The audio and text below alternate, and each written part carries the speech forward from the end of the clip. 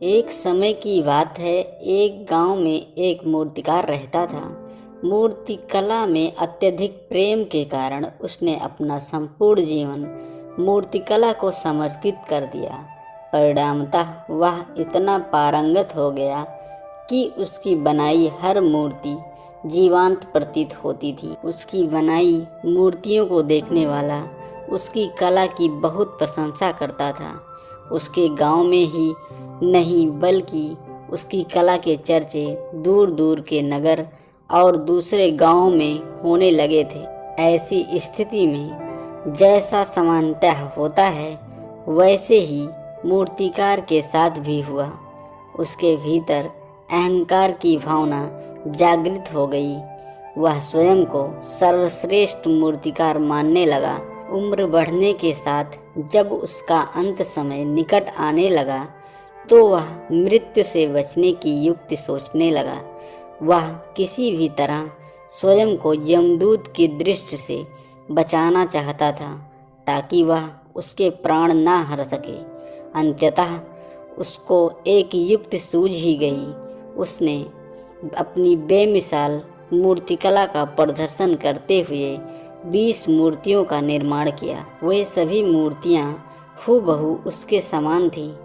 निर्मित होने के पश्चात सभी मूर्तियां जीवंत प्रतीत होने लगी कि मूर्तियों और मूर्तिकार में कोई अंतर ही ना रहा। मूर्तिकार उन मूर्तियों के मध्य जाकर बैठ गया। उसके अनुसार यमदूत का इसे इन मूर्तियों के मध्य पहचान पाना असंभव था। उसकी युक्ति कारगर सिद्ध हुई। जब यमदूत उसके प्राण हरने आए तो 21 मूर्तियों को देखकर चकित रह गए। यमदूत उन मूर्तियों में अंतर कर पाने में असमर्थ थे, किंतु यमदूत को ज्ञान था कि इन्हीं मूर्तियों के मध्य मूर्तिकार छुपा बैठा है। मूर्तिकार के प्राण हरने के लिए उसकी पहचान आवश्यक थी। उसके प्राण न हर पाने का अर्थ था प्रकृति के नियम के विरुद्ध जाना। प्रकृति के नियम के अनुसार मूर्तिकार का अंत समय आ चुका था। मूर्तिकार की पहचान करने के लिए यमदूत हर मूर्ति को तोड़कर देख सकता था, किंतु वह कला का अपमान नहीं करना चाहता था। इसलिए इस समस्या का उसने अलग ही तोड़ निकाला।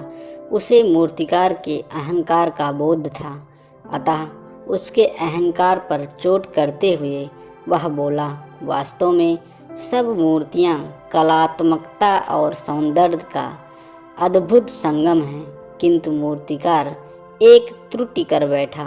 यदि वह मेरे सम्मुख होता तो मैं उसे उस त्रुटि से अवगत करा पाता। अपनी मूर्ति में त्रुटि की बात सुनकर अहंकारी मूर्तिकार का अहंकार जाग गया।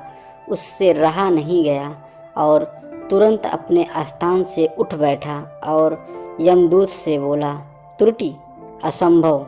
मेरी बनाई मूर्तियां सर्वदा त्रुटिहीन होती हैं। यमदूत की युक्ति काम कर चुकी थी। उसने मूर्तिकार को पकड़ लिया और बोला, बेजान मूर्तियां बोला नहीं करती और तुम बोल पड़े। यही तुम्हारी त्रुटि है कि अपने अहंकार पर तुम्हारा कोई बस नहीं। मूर्तिकार अपने गलती पर मन ही मन बहुत पछताया, लेकिन अब वह करता ही क्या।